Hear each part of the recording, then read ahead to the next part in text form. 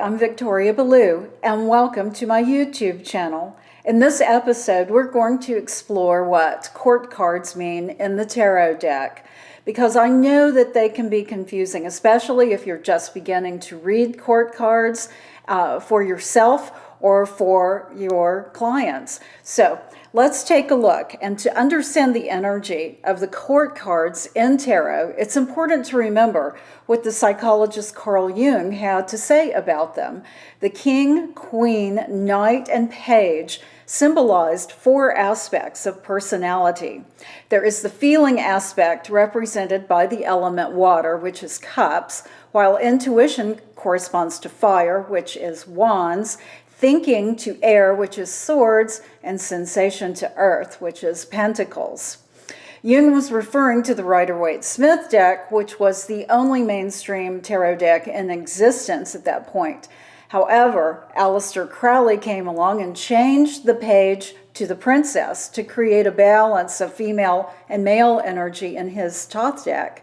And he changed the king to the knight because he felt like the king represented old, stagnant energy. So he booted him for the queen's consort, the young, dynamic, energetic knight. From there, he enthroned the queen's son and daughter, the prince and princess, who would one day be in charge. That means the hierarchy in the Thoth deck is the knight, queen, prince, and princess. The energy and elemental relationships still have the same lineup as the Rider-Waite-Smith deck, though. The kings, or knights, in the Thoth deck represent the cardinal signs of Aries, Cancer, Libra, and Capricorn, which bring action into the situation. They symbolize power, authority, and accomplishments. Queens are all about the fixed signs of the zodiac: Taurus, Leo, Scorpio, and Aquarius, which point to stability, containment, receptivity, and nurturing. Knights are represented by the mutable signs of Gemini, Virgo, Sagittarius, and Pisces, with energy that is flexible, volatile, and adaptable. They seek new goals and challenges, and they are usually on the move and restless. Now, the pages and princesses don't represent any elements, but rather they reflect the energy the element is associated with. Cups being water, wands fire, swords air, and pentacles or discs, as in the Thoth deck, represent earth.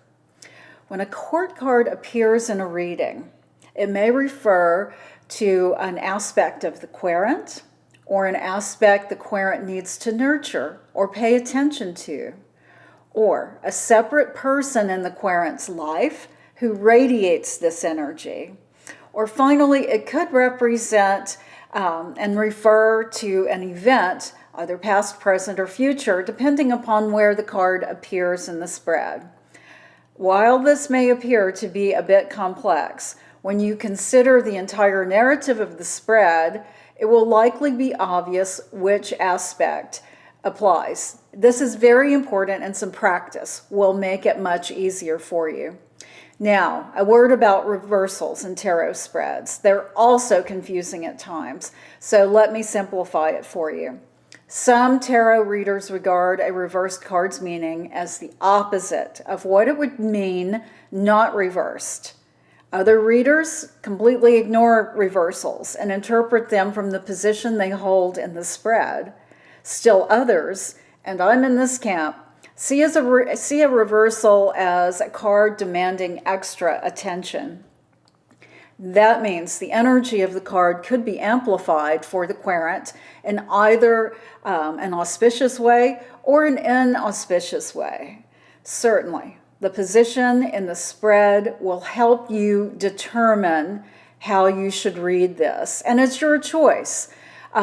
Most of all, it's what your intuition tells you for that particular card. The energetic circuit you've created between you, your client, and the cards is connected at that point. And what's maintaining it is not only your understanding of the accepted traditional meaning of the cards, but more importantly, what you're perceiving intuitively from that frequency you've tuned into during the reading. That's the essential element to remember.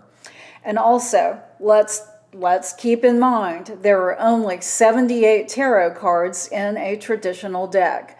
They can only go so far in explaining what's going on with your client or for yourself if you're reading for yourself. It's up to you to use your intuition, your insight, your honed perception to zero in from that point to be accurate. And certainly, practice will help you. Doing this for yourself will certainly help you. And don't be afraid. Be fearless about this because you can do it. Trust your intuition. Allow your intuition to come to the forefront as you're reading this. And you will be excellent at reading these tarot cards, whether they're court cards, reversals, or whatever, because that is the point that you are working from, is your energetic center point. I hope this helped you understand a little bit about court cards and reversals. If you would like some more information, you can subscribe to my newsletter, victoriaballou.com.